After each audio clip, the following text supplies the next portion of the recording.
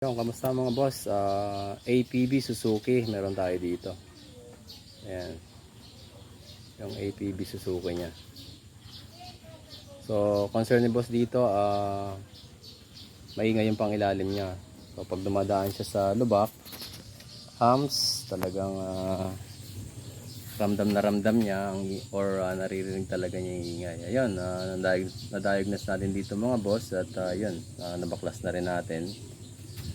So ito mga parts na kailangan natin palitan. So una mga bossing, itong ating shocks mounting. Ayan. So yun. Sa shocks mounting, dito siya nakalagay. Ayan. So kung makikita ninyo yung plane na yan. Ayan. So syempre, dito nakalagay yan sa ating broadside. Syempre, persado yan. So pagka nag-amp ka talaga at dumaan ka sa mga lubak, so yung plane na yan magkakameron ng tunog. Okay, so papalitan natin yan mga boss. So next, itong ating stabilizer link. Yan mga bossing. So si stabilizer link, ang pagkasira nito mga boss, yung magkabilang dulo niyan ball joint. Ayan. Yan, pagka malaki talaga ang plane na yan, so nagkukos pa rin talaga siya ng ingay. Yan. Yan siya. Malakas na yung ingay niya. Ramdam na. Yan. Yung ating tie rod end. So yan, dito nakalagay yan mga bossing.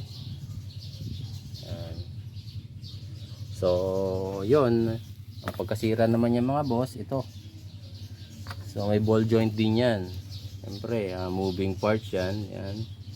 Part ng suspension. Siyempre pagka yan ay gumagalaw yan, ganito ang galaw niya.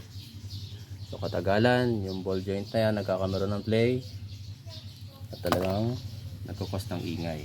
So yung ganun din yung ating tie rod end. Yan. Tie rod end, may ball joint din yan. Ganun din ang nangyayari sa kanya. Katagalan, nagkakameron ng play, cause ng ingay. So yun. Isa pa itong ating ano na to, stabilizer bar bushing. Yan. So dito siya nakalagay mga boss. Ayan. So yun, ang pagkasira naman ito, kakameron siya ng play dito, yung ating bar. Yan, nakakalam mo, sabihin natin yung daliri ko, yan yung bar. Yan. Pag may play na ganyan or clearance, siyempre suspension yan, yun ang pinakang pagkaingay niya. So ito, napipit-pit to, lumalaki butas. So nakakameron siya ng clearance. Yan. Kung dumasams, yung clearance, aalog, iingay. Yun lang mga bossing. No? So yun lang, share ko lang mga boss. Ito yung pangilalim ng ating APB. So yun lang, nga pala, yung ating APB ay yung mounting niya nandun sa loob. So dito lang naman siya nakatornilyo.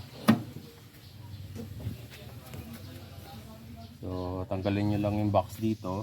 Ayan. So masisilip niya dito mga boss yung kanyang mounting. Ayan. Yung tatlong bilog na yan. Saksakan ng tornilyo.